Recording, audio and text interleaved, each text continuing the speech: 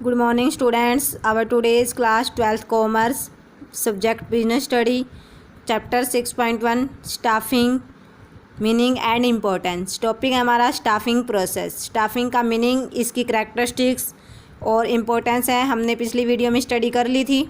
आज हम जानेंगे स्टाफिंग प्रोसेस। स्टाफिंग में हमने जो है अलग अलग क्रियाएं पढ़ी थी, जिन्हें हमें जो है इस पूरी प्रक्रिया को करते समय फॉलो करने पड़ता है। तो जब हम उन सभी स्टाफिंग की क्रियाओं को स्टेप बाय स्टेप फॉलो करते हैं तो ये क्या कहलाती है, हमारी स्टाफिंग प्रोसेस कहलाती है। सबसे पहला स्टेप आता है हमारे पास determining the requirement of man power.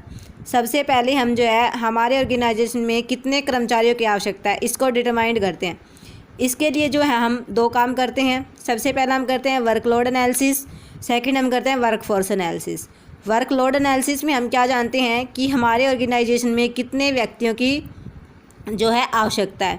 Second workforce analysis. Workforce analysis में हम क्या जानते हैं कि एट ए टाइम हमारे ऑर्गेनाइजेशन में जो है काम करने वाले कितने एम्प्लॉयज़ हैं। तो वर्कलोड एनालिसिस में हमने जाना कि ऑर्गेनाइजेशन में काम करने के लिए 100 व्यक्तियों का होना ज़रूरी है। सपोज कीजिए हम वर्कफोर्स एनालिसिस में हमने ये पता लगाया कि हमारे जो ऑर्गेनाइजेशन में एट ए टाइम 90 व्यक्ति जो है काम कर रहे हैं।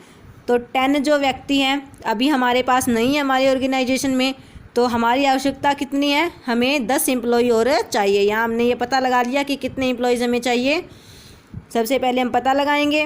सेकंड हमारे पास रिक्रूटमेंट, भर्ती। भर्ती क्या होती है, हम भर्ती के अंतर्गत जो है हम ज़्यादा से ज़्यादा लोगों को हमारे ऑर्गेनाइजेशन में आमंत्रित करते हैं जॉब करने के लिए। ठीक है, भर्ती जो हम 2 स्रोतों से कर सकते हैं। इंटरनल रिसोर्सेज भी होते हैं हमारे पास और एक्सटर्नल सोर्सेज होते हैं।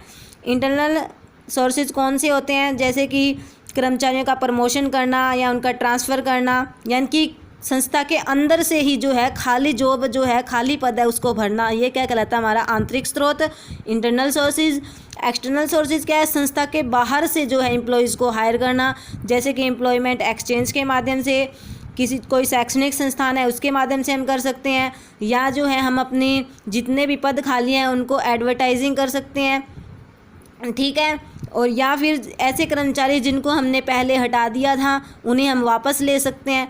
ये विभिन्न जो एक्सटर्नल सोर्सेज होते हैं उनके माध्यम से हम भर्ती की प्रक्रिया को पूरा कर सकते हैं।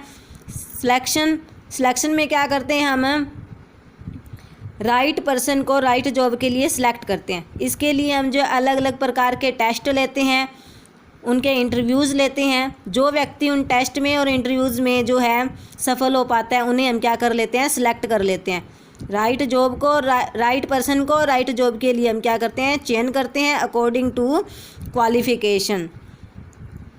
नेक्स्ट है हमारे पास प्लेसमेंट। हमने जिस व्यक्ति को सिलेक्ट किया, जिन जिन एम्प्लॉय को सिलेक्ट किया उन्हें हम क्या करते हैं, अब प्लेसमेंट देते हैं, यानी कि काम को सौंपते हैं। प्लेसमेंट है हम क्या करते हैं, काम सौंपते हैं व्यक्ति को और काम से संबंधित जो सारी जानकारी है वो उसे प्रोवाइड करवाते हैं। फिफ्थ हमारे पास रिटेंशन। हमने काम सौंप दिया, काम की जानकारी भी दे दी, तो क्या है उस व्यक्ति उस काम पर बनाए रखना, यानी कि रिटेन करके रखना उसे हम किस प्रकार से कर सकते हैं। अगर हम अच्छी सैलरी देंगे, अच्छे रिलेशन्स उस एम्प्लॉय के साथ रखेंगे तो क्या होगा, एम्प्लॉय हमारे जो है ऑर्गेनाइजेशन में लॉन्ग टाइम तक बना रहेगा, यानी कि वो उस जॉब पर रिटेन रहेगा। सिक्स्थ हमारे पास ट्रेनिंग। हमने सिलेक्शन कर ली, प्लेसमेंट दे दी, रिटेंशन के लिए भी हमने जो है प्रोग्राम अच्छी प्रकार से सुविधाएं उसे दे दी। तो नेक्स्ट क्या है हमारे पास, ट्रेनिंग, यानी कि व्यक्ति को टाइम के अकॉर्डिंग प्रशिक्षण देना, काम से रिलेटेड जो उसे ट्रेनिंग प्रोवाइड करवाना।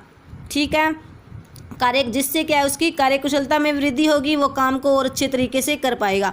काम से रिलेटेड काम को करने के लिए जो है उसे प्रशिक्षण देना, ये क्या हमारा 6th स्टेप होता है।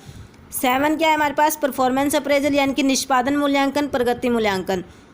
इसके अंदर हम क्या करते हैं कि हमने एम्प्लॉयज़ को जो ट्रेनिंग प्रोवाइड करवाई उसका इफ़ेक्ट देखते हैं कि जो ट्रेनिंग प्रोवाइड करवाई गई है उसका एम्प्लॉय पर क्या इफ़ेक्ट हुआ है। इसे चेक करने के लिए हम क्या करते हैं, एम्प्लॉय को एक टारगेट देते हैं कि उसे इतना काम जो है इतने टाइम में करना है, उसे एक टारगेट सेट कर दिया जाता है। फिर हम जो उसने एक्चुअल परफॉर्मेंस दिया, एक्चुअल काम किया है, उसे किससे मैच करते हैं, जो उसे टारगेट दिया गया था।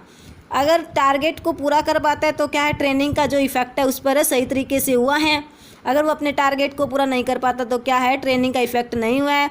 अगर जो परफॉर्मेंस अप्रेजल को देखकर ही, उसकी परफॉर्मेंस को देखकर ही, उसके द्वारा किए गए काम को देखकर हम ये पता लगा सकते हैं कि व्यक्ति की कार्यकुशलता में जो है कहाँ तक वृद्धि हुई है। अगर कोई वृद्धि नहीं होती है तो उसके अकॉर्डिंग फिर हम डिसीजन लेते हैं कि क्या हमें उसे ट्रांसफ़र करना है, प्रमोशन करना है, ये सब कुछ। नेक्स्ट हमारा स्टेप होता है प्रमोशन। प्रमोशन क्या होता है, लोअर जॉब से अपर जॉब पे हमें एम्प्लॉय को भेज देते हैं, जहाँ क्या है अपर जॉब पे सैलरी भी ज़्यादा होती है, रेपुटेशन अच्छी होती है।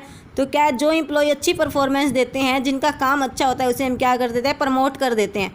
ठीक है, ये हमारा क्या कहलाता है, प्रमोशन। लोअर जॉब से अपर जॉब पे ट्रांसफ़र कर, अपर जॉब पर लगाना। नाइन्थ हमारे पास ट्रांसफ़र। ट्रांसफ़र क्या होता है, एक जगह से दूसरी जगह या एक काम से दूसरे काम पर स्थानांतरित करना। यानी कि एम्प्लॉय को ऑर्गेनाइजेशन में एक काम से दूसरे काम पर भेज देते हैं, जिससे क्या है वो सभी कामों को अच्छे तरीके से जो है करना सीख जाता है। ट्रांसफ़र से क्या है, उसकी नॉलेज में जो है इंक्रीजमेंट होती है। ट्रांसफ़र क्या हुआ हमारा, एक जगह से दूसरी जगह या एक स्थान से दूसरे स्थान पर। ये जो डिसीजन हम क्यों लेते हैं, परफॉर्मेंस को देखकर लिए जाते हैं। 10th हमारे पास सेपरेशन। सेपरेशन कहता है कार्य से अलग करना। ये 3 प्रकार से हो सकता है, यानी कि एम्प्लॉयज़ को काम से अलग करना। सबसे पहला होता है हमारा रिटायरमेंट। रिटायरमेंट क्या होता है, एक निश्चित आयु के पश्चात अगर हम एम्प्लॉय को जो है सेवा से अलग करते हैं, ये क्या कहलाता है, हमारा रिटायरमेंट।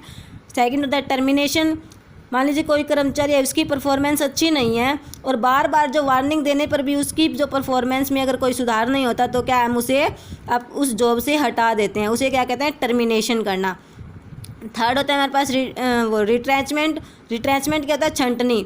मान लीजिए कई बार कंपनी के पास, संस्था के पास इतने रिसोर्सेज नहीं होते कि वो अपने एम्प्लॉयज़ की जो सैलरी है, कंपनसेशन है, उसको उठा पाए। तो आर्थिक कठिनाइयों के कारण कई बार क्या होता है, कुछ कर्मचारियों को संस्था से हटा दिया जाता है, इसे क्या कहते हैं, रिट्रेंचमेंट। मॉडर्नाइजेशन भी इसका एक कारण हो सकता है। मॉडर्नाइजेशन में क्या, आधुनिकीकरण के कारण नई नई तकनीकें आती रहती है। जो एम्प्लॉय न्यू तकनीक को अपनाने में असफल हो रह जाते हैं, उन्हें भी हम रिट्रेंच कर देते हैं, उनकी छटनी कर देते हैं, काम से अलग कर देते हैं। ये थी हमारी पूरी स्टाफिंग की प्रोसेस, जिसे हमें स्टेप बाय स्टेप फॉलो करना पड़ता है। थैंक्स।